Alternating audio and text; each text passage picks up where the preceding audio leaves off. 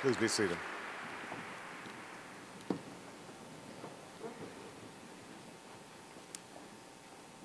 Let me begin by saying a word to Dr. Dorothy Height's sister, Ms. Aldridge. To some, she was a mentor. To all, she was a friend. But to you, she was family. And my family offers yours our sympathy for your loss.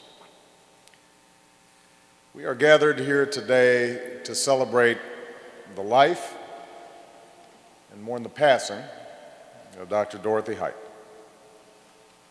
It is fitting that we do so here in our national cathedral of St. Peter and St. Paul, here in a place of great honor, here in the house of God, surrounded by the love of family and of friends. The love in this sanctuary is a testament to a life lived righteously, a life that lifted other lives, a life that changed this country for the better over the course of nearly 1 century here on earth. Michelle and I didn't know Dr. Height as well or as long as many of you. We were reminded during a previous moment in the service, when you have a nephew who's 88, you've lived a full life.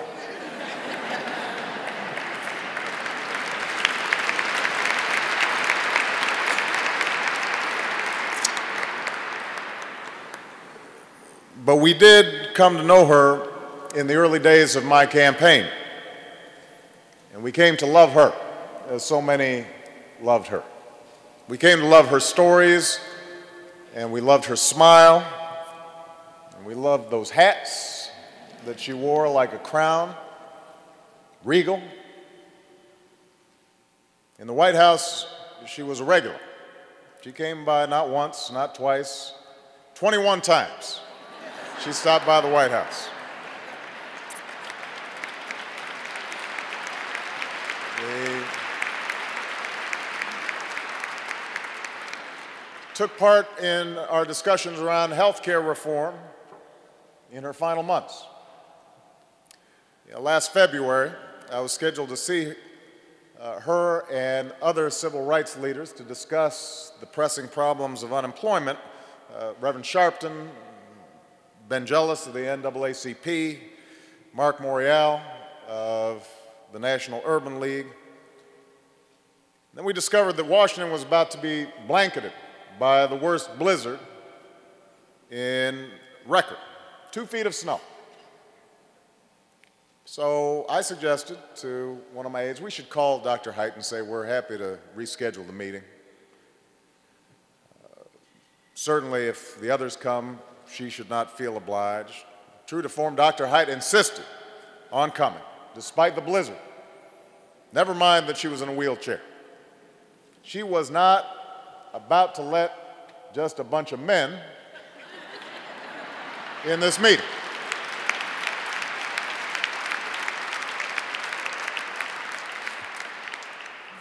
It was only when the car literally could not get to her driveway that she reluctantly decided to stay home, but she still sent a message about what needed to be done.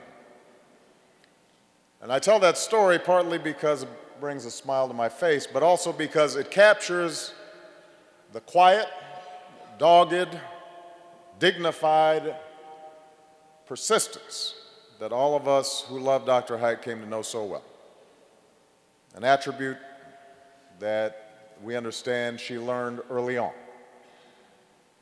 Born in the capital of the old Confederacy, brought north by her parents as part of that great migration, Dr. Height was raised in another age, in a different America, beyond the experience of many. It's hard to imagine, I think, life in the first decades of that last century. when the elderly woman that we knew was only a girl. Jim Crow ruled the South. The Klan was on the rise, a powerful political force. Lynching was all too often the penalty for the offense of black skin. Slaves had been freed within living memory, but too often their children, their grandchildren remained captive because they were denied justice and denied equality, denied opportunity, denied a chance to pursue their dreams. The progress that followed, progress that so many of you helped to achieve, progress that ultimately made it possible for Michelle and me to be here as President and First Lady. That progress came slowly.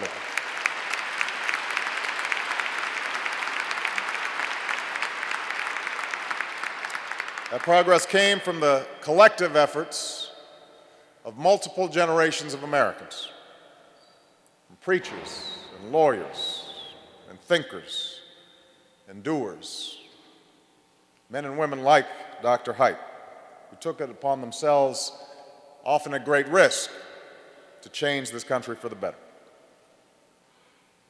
From men like W.E.B. Du Bois and A. Philip Randolph, women like Mary McLeod Bethune and Betty Friedan.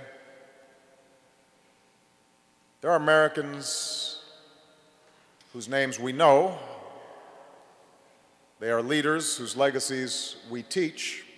They are giants who fill our history books. Well, Dr. Dorothy Height deserves a place in this pantheon. She too deserves a place in our history books. She too deserves a place of honor in America's memory. Look at her body of work.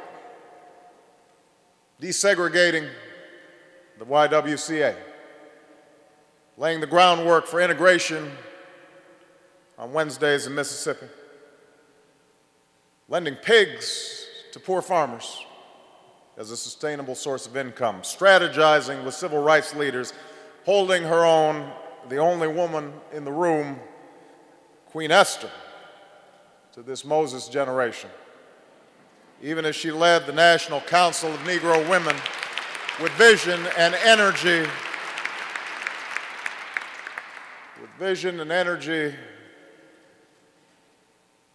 vision and class.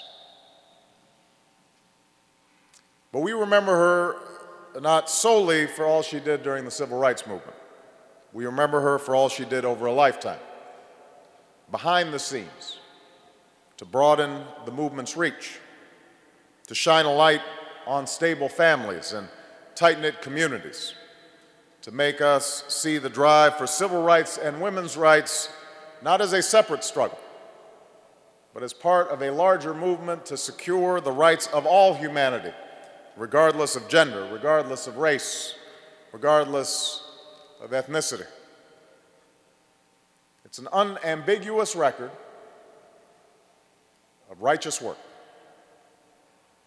worthy of remembrance, worthy of recognition. And yet, one of the ironies is that year after year, decade in, decade out, Dr. Height went about her work quietly, without fanfare, without self-promotion. She never cared about who got the credit. She didn't need to see her picture in the papers. She understood that the movement gathered strength from the bottom up. Those unheralded men and women who don't always make it into the history books, but who steadily insisted on their dignity, on their manhood and womanhood.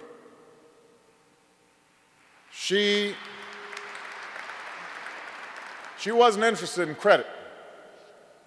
What she cared about was the cause of justice, the cause of equality, the cause of opportunity, freedom's cause. that willingness to subsume herself, that humility and that grace is why we honor Dr. Dorothy Height. As it is written in the Gospel of Matthew, "For whoever exalts himself will be humbled, and whoever humbles himself will be exalted." I don't think the author of the Gospel would mind me rephrasing, "Whoever humbles herself will be exalted."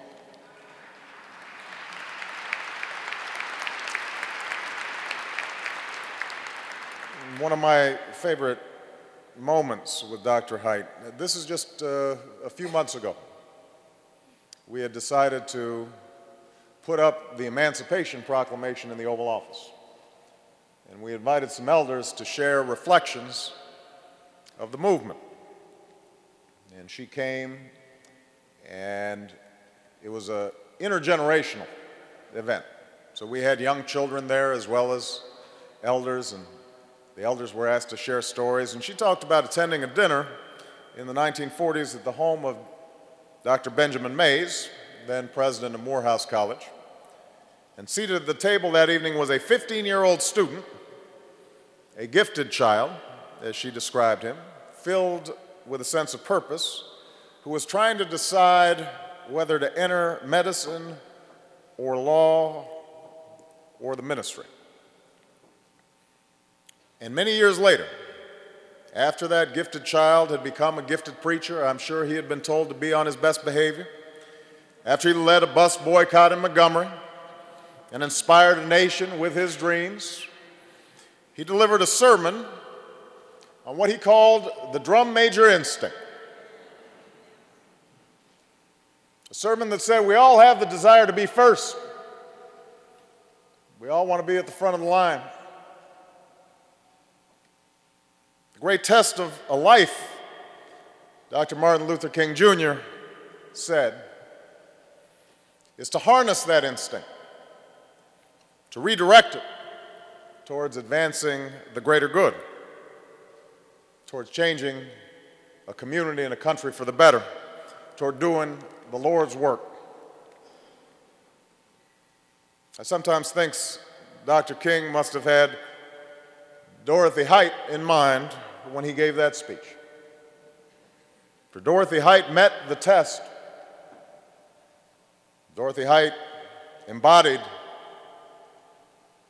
that instinct. Dorothy Height was a drum major for justice, a drum major for equality, a drum major for freedom, a drum major for service.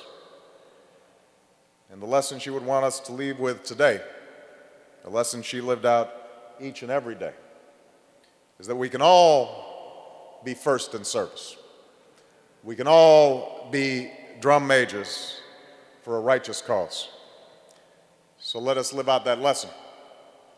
Let us honor her life by changing this country for the better as long as we are blessed to live. May God bless Dr. Dorothy Height and the union that she made more perfect.